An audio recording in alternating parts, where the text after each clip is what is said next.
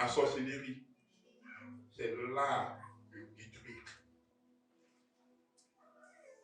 Quand vous partez en Genèse au chapitre 37, du verset 9 au verset 30, c'est l'histoire de Joseph qui n'a rien fait.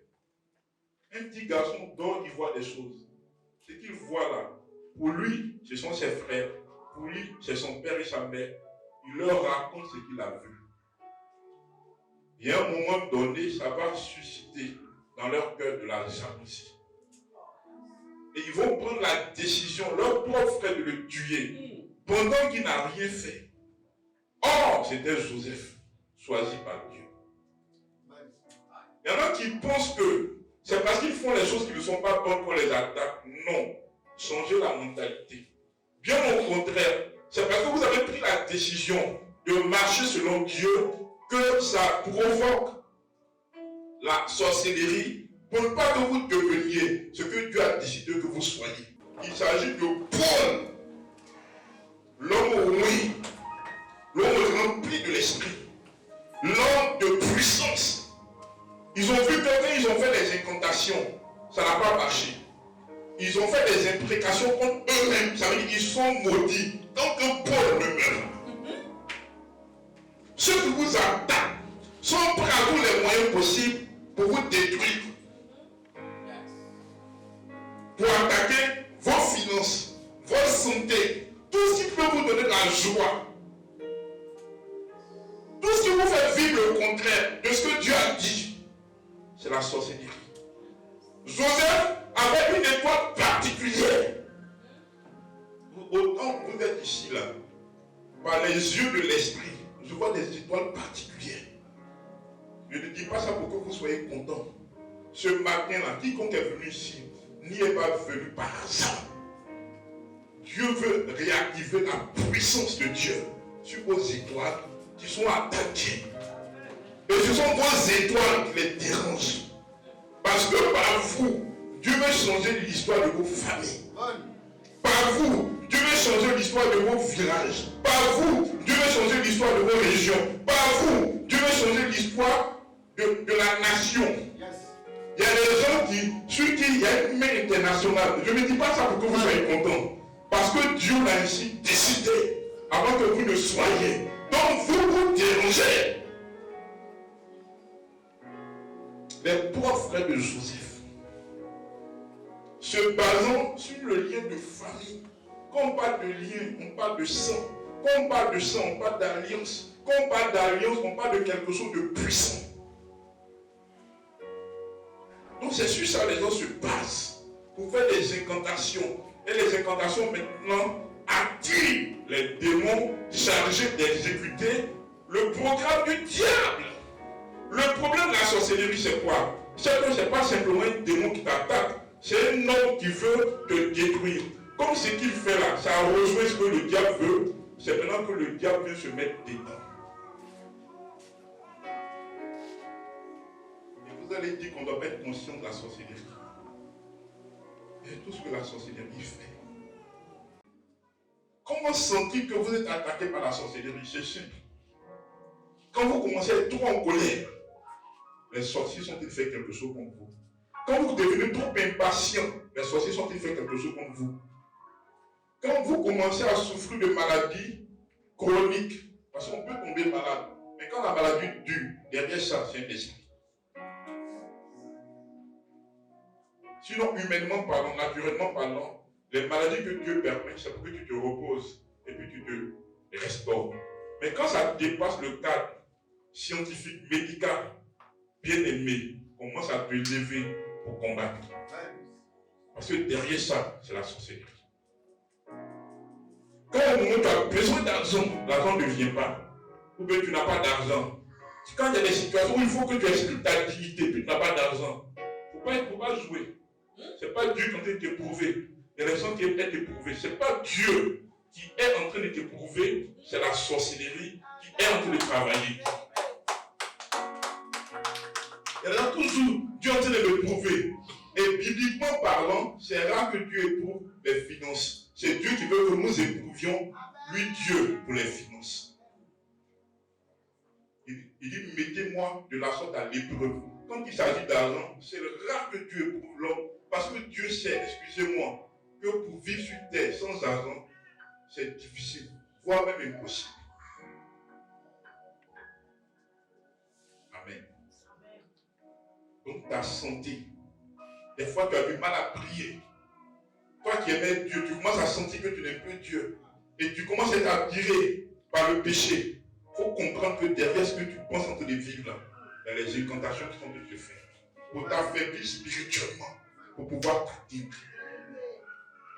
Quand notre grand frère dans la Bible du nom de Samson n'a pas veillé, il pense que Dalila lève. Elle va faire quoi toi? C'est ta destinée qu'elle veut détruire. Il n'a pas discerné la sorcellerie. Comme je l'ai dit, la sorcellerie là, ce qu'ils font, ça te rend charnel. Tu commences à trop aimer la télévision. Tu commences à trop aimer les réseaux sociaux. Tu commences à chercher des choses inutiles à lire pendant que la Bible est là. Tu tombes et tu cherches des causeries vaines pendant que Dieu est là. Un jour, un homme de Dieu vient à l'église et puis il ne voit pas beaucoup d'hommes à l'église. Écoutez bien le témoignage. Et puis il ne se maîtrise pas. Pourquoi il n'y a pas beaucoup d'hommes? Et dans la colère, il a commencé à maudire les gens. Qui veut être maudit? Les gens se sont levés pour quitter l'église. Il va à la maison où il veut prier. Dieu lui montre un de ses hommes sur une tombe. Et l'homme va faire des incantations pour que l'église que Dieu a donné la cigare. C'est pourquoi quiconque ici veut combattre la sorcellerie, la première des choses, Galates 5, verset 22, le fruit de l'esprit, qui s'oppose aux œufs de la chair. Dans les œufs de la chair, il y a la colère. Quelle que soit la raison pour laquelle tu te mets en colère, maîtrise-toi. Parce que derrière la colère, il y a un esprit qui fait que tu ne vois pas la vérité. Amen. Faisons attention. Nous luttons contre la sorcellerie. Les sorciers, là, ils n'ont pas de sentiments. Quel que soit le groupe occulte auquel quelqu'un appartient, quel que soit le groupe mystique auquel quelqu'un appartient, tous ces groupes-là sont des ressources pour alimenter la sorcellerie. Amen. La sorcellerie, vous voyez, c'est l'homme et Satan qui se mettent ensemble pour détruire l'homme. Donc, si tu as quelqu'un qui t'aime dans le monde naturel, mais s'il est sorcier, dès qu'il rentre dans son règne spirituel, il ne te voit pas comme un être humain. Il te voit comme la cible pour que lui puisse expérimenter son pouvoir. La Bible dit qu'ils ont jeûné. Les gens qui pensent que c'est ceux qui jeûnent. Les sorciers jeûnent. Les sorciers jeûnent. Et quand ils jeûnent, ils se concentrent. Les gens qui pratiquent l'occultisme, ils sont disciplinés pour atteindre leurs objectifs. Il y a mon meilleur ami qui est en France. Et Dieu a commencé à le bénir. Donc il y a une année où il a envoyé des voitures à ses parents, parce qu'il sait d'où il vient. Donc une manière de les honorer. Il y a son petit frère qui était avec sa maman ici à Abidjan. Donc il devait prendre des voitures là maintenant pour aller à Daloa. En temps, il y a un des frères de leur maman qui est venu à la maison. Depuis qu'il vient, il ne mange pas, il ne boit pas. Écoutez bien, il ne mange pas, il ne boit pas, il ne se lave pas. Et quand ils ont pris les voitures en partant d'Aloa, un accident grave. Le petit frère de mon ami est mort sur le champ. Dès qu'il meurt, avant qu'il n'apprenne ça, l'homme en question est passé à table, il a commencé à manger. C'est quelques minutes plus tard, ils apprennent qu'il y a eu un accident grave. Un qui est mort sur le champ, il y a l'autre qui est traumatisé à vie. Maintenant, il va savoir que c'est sorcier. Il est sorcier, mais il a déjà fait d'atteindre son objectif. Est-ce que vous comprenez un peu? La plupart de ce que nous vivons comme blocage provient de la sorcellerie. Dieu n'est pas mauvais pour te créer, puis Dieu va te créer problème. Non. Mais dans ce que tu vis, c'est toi qui dois prendre conscience de la chose. Sinon, ça ne dérange pas Dieu. Quand tu vis le contraire de ta destinée là, Si tu es chrétien, un jour tu vas aller au ciel. Et là-bas, tu seras heureux. En temps sur terre, Dieu a pourvu que tu sois aussi heureux. Ne fais pas comme notre frère Lazare. Il a limité sa vie à aller s'asseoir devant la maison du riche, bras croisés, espérant que si la nourriture du riche tombe, il va manger un peu, pendant qu'il est l'enfant du Dieu créateur. Parce que les sorciers aussi vous donnent la mentalité de la pauvreté. Il y a des gens à qui tu peux donner 200 000, 1 million, 3 millions, mais ils ont une mentalité de pauvreté. C'est une mentalité. Comment tu la reconnais? Cette mentalité fait que tu as du mal à dépenser. On peut dire la vérité ce matin. Cette mentalité fait que tu as du mal à dépenser. Tu ne crois pas que tu puisses avoir plus. Parce que cette mentalité te donne du mal à donner à Dieu. C'est une mentalité qui provient de la sorcellerie. Et cette même mentalité fait que ton cœur est fermé. Tu n'es pas sensible à la cause d'autrui. Mais tu veux qu'on soit sensible à ta cause. C'est la sorcellerie qui fait ça. Oui! Quand vous observez des hommes méchants à un certain niveau donné, sachez que ces personnes non seulement sont attaquées par les sorciers, mais sont en train de se préparer pour devenir des sorciers. Oui! Quand dans ton entourage, tu remarques des hommes méchants à un niveau donné, bien aimé, commence à prendre tes précautions.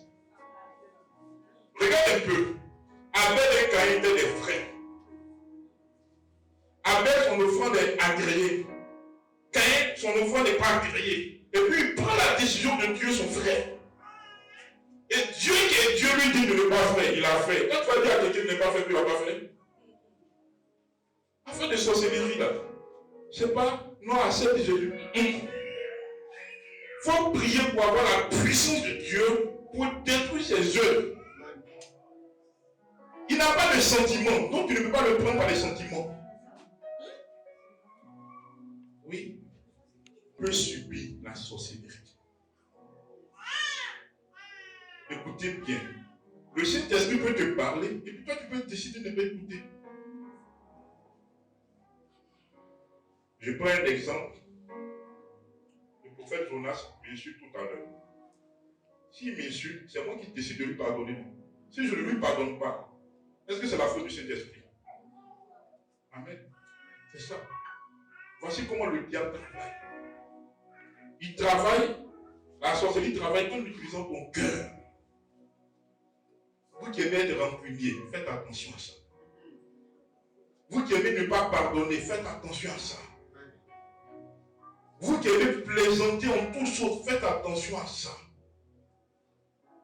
Parce que Dieu utilise ce qu'il veut pour nous parler. Moi, un fou, une fois prophétisé, le pasteur rempli de fou là, quand je ne voulais pas servir Dieu, il vient devant moi, il prophète des nations. Il n'y a pas de fou. Et puis je me cache, le même jour, je vais quelque part, je le retrouve. Il dit, hey, prophète, ça va? Amen. Où est-ce que la sorcellerie fait? La sorcellerie nous pousse à des combats inutiles, pendant que le vrai combat est là. Moi, je sais d'où je viens. Et je sais que je suis combattu. C'est pourquoi je n'ai pas droit à l'erreur. Ce que Dieu a mis en toi, c'est pas ce que tu vis. Mais quand tu entends ton titre, ou mais quand tu entends ton niveau intellectuel, tu te demandes si c'est vrai. Qu'est-ce qui se passe? La sorcellerie. Et c'est l'un des grands problèmes de l'Afrique. Est-ce que vous savez que les richesses minéralogiques du Zaïre peuvent nourrir le monde entier? Il faut partir au Congo. Il y a des hommes misérables là-bas. Et puis ils marchent là sur l'or et le diamant. La sorcellerie. Par des hôtels bâtis à Satan. Par des pratiques occultes. La sorcellerie. Il y a le prophète Élie en avait marre de voir que l'atmosphère de son pays est bizarre. À cause de la sorcellerie. L'atmosphère de ta famille est bizarre. À cause de la sorcellerie. L'atmosphère de ta maison est bizarre. À cause de la sorcellerie. Les sorciers commencent par punir l'atmosphère, à fermer les esprits, pour ne pas que les gens prennent conscience de leur identité vraie. C'est ça la sorcellerie.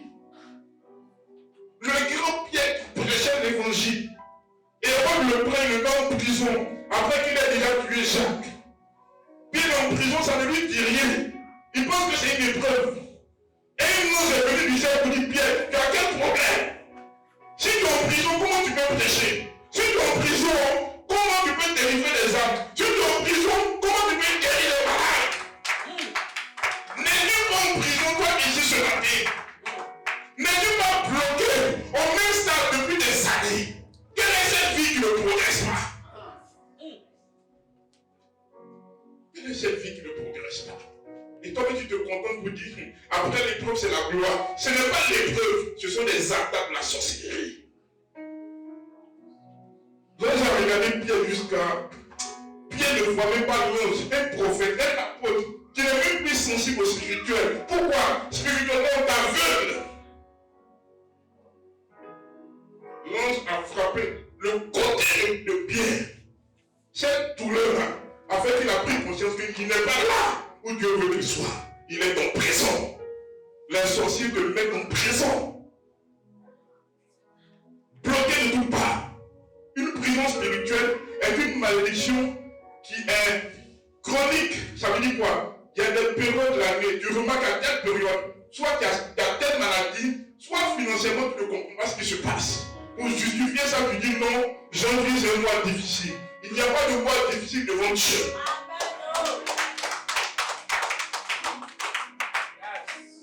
Il n'y a pas de mois difficile. Non, actuellement, le monde entier est en crise.